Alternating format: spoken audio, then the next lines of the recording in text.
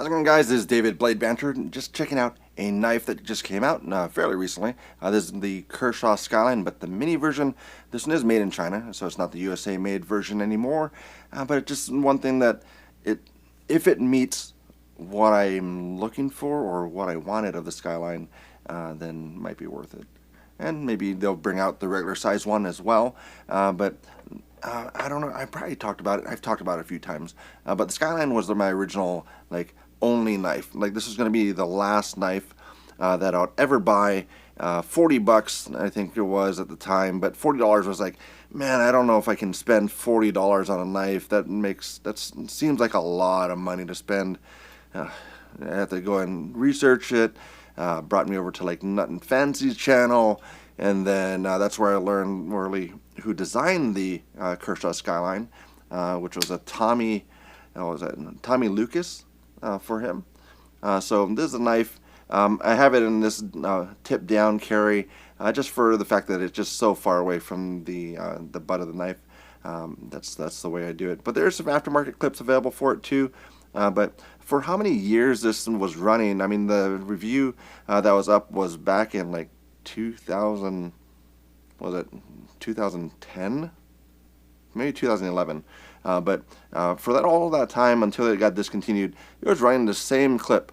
So you'd think they would change it out at some point. But it seems like Tommy's still with Kershaw as well, at least according to the LinkedIn page. So if that's correct. But if you haven't met the designer, so that's one thing about large knife companies. A lot of times you have in-house designs, and then it doesn't really get shown as far as who brought it to market and everything. So this one is going to be actually Tommy. So that's going to be the original one. On your left is going to be from 2000, that was a 2001 time or 2011 time period, and then that's going to be Nut and Fancy's video and the LinkedIn page. So that's probably what he looks like now. If you see him, you can thank him for the Kershaw Skyline. But that's going to be one that was definitely one that I thought was going to be the last knife I'll ever buy. I'll never buy anything more. $40 was such a pain to actually get to the point of actually being able to buy that, but it's gone kind of worse. But so that's what I have for that. So this is going to be the Skyline. So this box came in and just took off my shipping label for it. The other Kershaws that I have that are really kind of go-tos for that, that's going to be one for the Blur. This one I actually had done up by Marshall. So he actually did this one too. So it's the inlays. So Kershaw, you still make this knife. If you could bring this back with some inlays that aren't so grippy on the pocket, because I cannot use the Blur with that other really grippy stuff in it.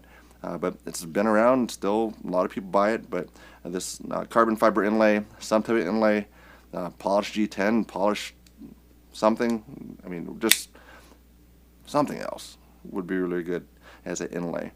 So that's going to be one that I have for kind of that classic. Of course, the leak. And I have the one that's the other reverse tanto tip as well, but this kind of an old guy here. But those are kind of my Kershaws. I don't have too many Kershaws for their new stuff.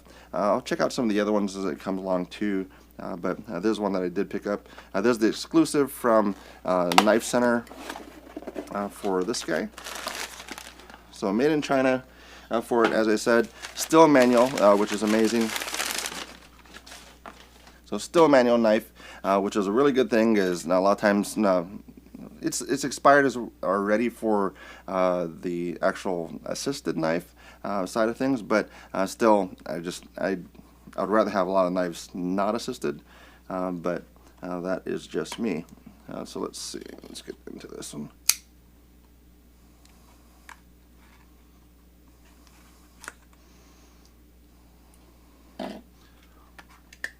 So that's going to be Skyline. So I got the stonewash variant to match my other stonewash one. Kind of give it a direct comparison for that. This is like $50, $55, I think $50, and then shipping. What else we got in here? So Kershaw, probably about their warranty and everything else is probably that. So instead of having a full fold out and everything else, taking out this QR code, that'll give you all the information instead of having to include it in every single box, which is probably nice to pack it that way. And actually, it might be a good idea with QR codes too, to get more information or direct people right to your warranty information. So good idea on that, Kershaw. So that's that one. So this is the knife. So we'll do a direct comparison on this to this one. So mini versus the regular size. So it's not that mini. It's a little smaller, as you see there. So if you just wanted, just did.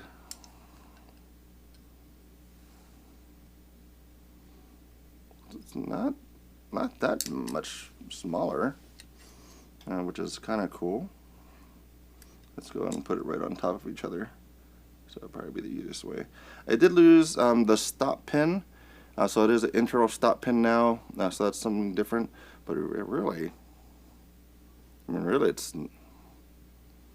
That's how much more mini it is, which really is not much. So I don't know if you can see that there. It's fraction of an inch type of thing there. But yeah, so you do lose basically the stop pins, the external stop pins. So these are not really thumb studs. You could try it. I have opened it that way before, but it doesn't have it here, which is kind of a miss. So just right off the bat, I haven't flipped it. They said it's a lot better. But if you're gonna have that big of a change, then I would say probably just put the thumb stud in there for it. Also, the lock bar relief is probably not going to be as good as well. So we'll see on that as well. But these are just kind of initial impressions without even opening it yet. But you can see between the two cutouts. So it's almost the same there. But we shall see. Yeah, but very similar for the size, but clip location is a bit higher. So you see on here, so there's a different one, they said from the Natrix, at least I think on one of the interviews. So it is deeper carry, still not very, very deep, but it still works pretty well, and it's going to be much better than what you'd have. And with everybody thinking that this is the only way or the right way to carry, that's kind of what it is. And it's not, it is reversible. So they did lose the tip down carry. So there's no tip down carry. So these locations, so if you do want to carry it tip down, that's not available. And this one only had on the right side. So this is right side only. For the original, new one is right and left hand. So right now it's set up for right hand carry. You can do left hand carry for that, but it does not have the tip down variation on that. And I apologize, my hands are sweaty, so if anybody else experiences that, it gets kind of annoying in having that happen. I don't know if it deals with weather or whatnot, but it does occur, and it's kind of annoying. But that's kind of what you see there, a little sheen there. That's my hand sweating. But we're going to try the opening on this, so I guess we'll show this one. I tried to show it before, but without any type of wrist action or anything else. Yeah, you're not really going to get that much out of it. So a little bit of flick. There you go. There's action on that one. Get that knife out of there. And then we're going to have this one. So initial action for it. Again, not much smaller. I think it was initially was a 3.25, and this is a little bit under 3. So, oh yeah. Yeah. So that's very much improved for that action. And then relief wise, yeah, seems a little, both of them were not the best.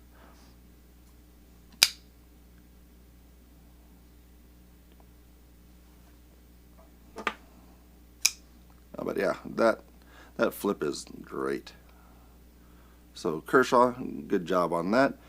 Factory in China, good job on that for getting it locked down and get it done right. But size-wise, again, so you're going to get just a touch more at the tip compared to the original, and you're going to get a little bit more on the original for the tail of the knife. But overall it's the same aesthetic for it. This is going to be a D2. This one was a 14C, if I remember correctly.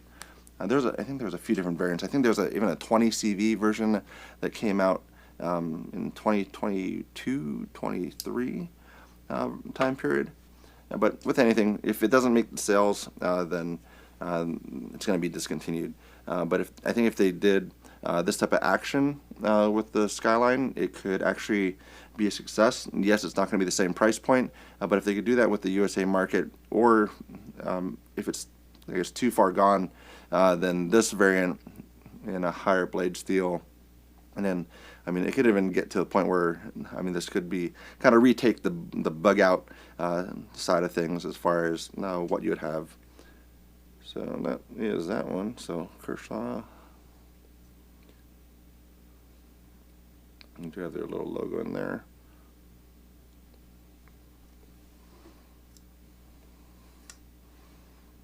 But yeah, right out of the box, and great action for it though. So that fixes, yeah, that fixes that fairly well. So that's going to be something that I'll probably carry around and see how it does. In comparison to a bug out, I should have a bug out here somewhere. So we'll see. So I'll leave the other one out as well. So original on the bottom. I'm sure put the original in the middle. Original in the middle. Smaller guy on top. And then we will find where my bug out went. Oh, bug out. So bug out is going to be basically the newest kind of EDC lightweight type of thing, but the Skyline was kind of the original one that kind of met all those things. So as you even see on the size wise, I mean, the bug out is pretty much a Skyline in size, drop point blade. Instead of a G10, it's going to be that injection molded. So this is actually more accurate and cheaper to make as far as these injection molded handles than a lot of times the G10s or anything else that they have to cut out. So that's one thing that is kind of different about it. But weight wise, I don't have a weight on it, but I'll get that in one moment. So Rollo, great company. They make a great printer for anybody that ships anything. The scale is something that's a little bit new for them, so I picked that up as well. But bug out, so weight wise on this one is going to be, should be about 1.8, 1.9 ounces. Looks like 1.8. So 1.8 ounces for that. Original Kershaw Skyline. So 1.8 for that one. You're going to have 2.4. So that's going to be 3 other quarters. So a little bit more than that. So 2.4 and 2.0. So this is 2.0. Bug out is 1.9. So it's a really close race on that. And then you're going to have size-wise on this one, so it is going to be a little bit smaller, same thing like the Skyline was as far as the size, but I mean, not that substantial. So you're going to get lose a little bit more on the tail, and then lose a little bit on the blade there. But yeah, I mean, 2 ounces, 1.9. Difference on that is a penny. So some folks don't kind of understand that idea behind it, but if you have something light like a bug out, then you add the penny or the quarter on top of the scale, so it kind of gives you a good feel as far as how that's going to be in hand. Yes, probably if you just put the quarters or pennies in your hand, then it might not feel right, because it's going to be kind of really in one place. But if you put on a knife and just put it on there, that's where you're going to get more of that feel in hand as far as how that is. But yeah, 1.9, 1.8 on this one, 2.4, and 2.0 for this guy here. So that's pretty impressive. I'm kind of liking that quite a lot. Still good in hand. So yeah. So far, good job on this Kershaw. So if you guys are kind of on the fence as far as picking up one of the Skylines, yes, it's not USA made, but it has all the feel of everything for the original Skyline, with improvements for it. Yeah, I think they did a good job. I mean, it also has basically, it's still T6, T8 looks like, but it's only on one side instead of, well, this one's covered with the pocket clip, but so this one has hardware there. This one's more blank,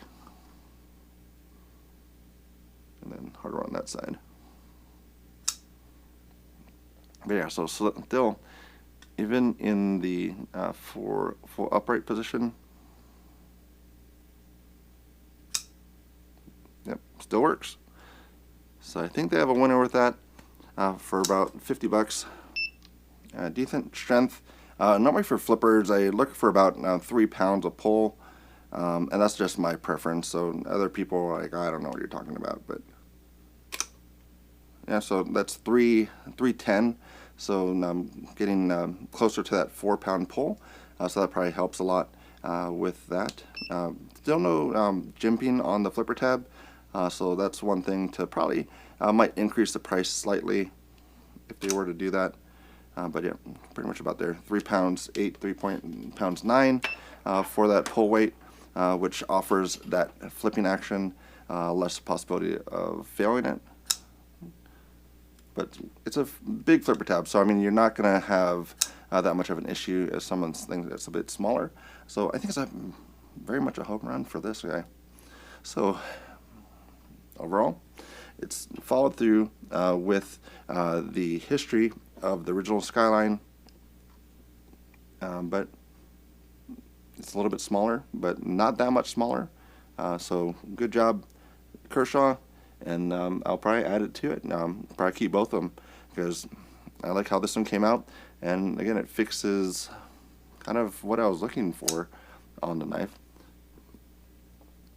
It's also good job for Kershaw keeping it under wraps, because every time I saw him I said, why don't you guys just bring back the Skyline, have it flip a little bit better, put a different pocket clip on it, and well, there you go. It's probably been in production or in the works for another 2 years or however many years ago that they've been working on this, or how long it was, but still great job. Kershaw Skyline, still a very good knife, and really a part of history. So they have fixed blades out there too, so if you haven't seen the fixed blades, so there's some people that actually collect like every Skyline there ever was, but there's an extra large version that I think Blade HQ had before, regular size, premium blade version, fixed blade, mini, so it'd be cool in carbon fiber too.